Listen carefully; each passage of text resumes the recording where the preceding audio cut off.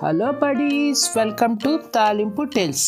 ఈరోజు మన కిచెన్లో చేసుకోబోయే స్పెషల్ రెసిపీ మంచి ఘాటైన మసాలాతో ఫ్రెష్ కొత్తిమీర సువాసనతో అదిరిపోయే కొత్తిమీర కోడి కూర.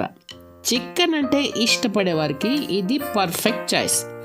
ముక్కకి మసాలా బాగా పట్టి గ్రేవీ ఎంతో రుచిగా రావడానికి కొన్ని సింపుల్ టిప్స్ కూడా ఉన్నాయి. ఆలస్యం లేకుండా ప్రాసెస్లోకి వెళ్ళిపోదాం. మొదట 3/4 kg చికెన్ బాగా కడిగి పక్కన ఉంచుకోవాలి.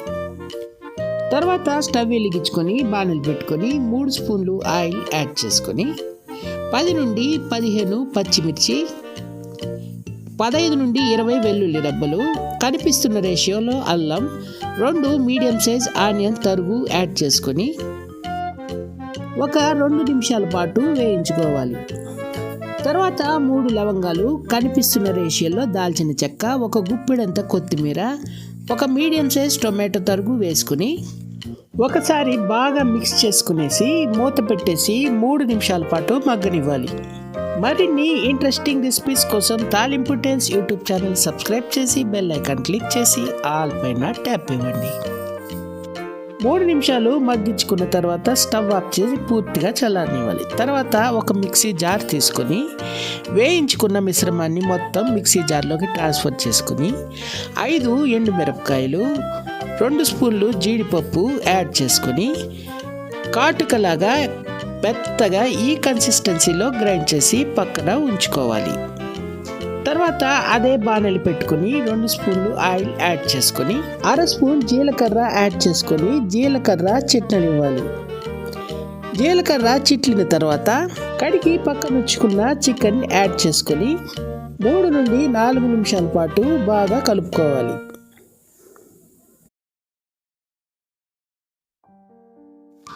తర్వాత తగినంత ఉప్పు, 1/2 టీ స్పూన్ పసుపు యాడ్ చేసుకొని ఒకసారి బాగా మిక్స్ చేసుకోవాలి.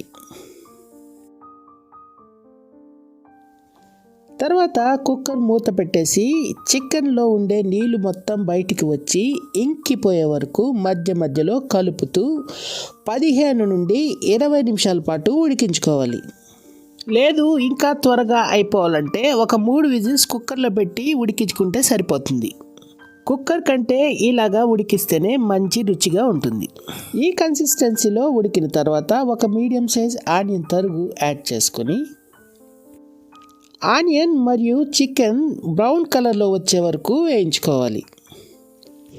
ఈ కన్సిస్టెన్సీలో వేయించుకున్న తర్వాత గ్రైండ్ చేసి పక్కన ఉంచుకున్న కొత్తిమీర పేస్ట్ యాడ్ చేసుకొని 400 ml వాటర్ యాడ్ చేసుకొని 10 నుండి 15 నిమిషాల పాటు ఉడికించుకోవాలి. అంటే పోసిన నీళ్ళు సగం ఇంకిపోయేలాగా ఉడికించుకోవాలన్నమాట. తర్వాత ఒకసారి రుచి చూసుకొని సాల్ట్ తక్కువైతే యాడ్ చేసుకొని ఒకసారి బాగా మిక్స్ చేసుకొని మరొక నిమిషం పాటు కలుపుతూ ఉడికిస్తే సరిపోతుంది.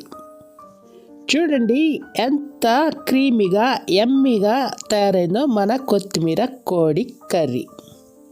తర్వాత స్టవ్ ఆఫ్ చేసి కొత్తిమీర తరుగు యాడ్ చేసుకొని వేడిగా రోటీస్తో సర్వ్ చేశారంటే మీకు పొగడతలు గ్యారంటీ. వీడియో మీకు నచ్చుతుందని ఆశిస్తున్నాను.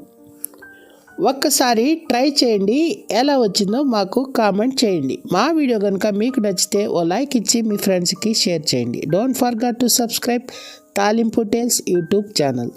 Thank you for watching.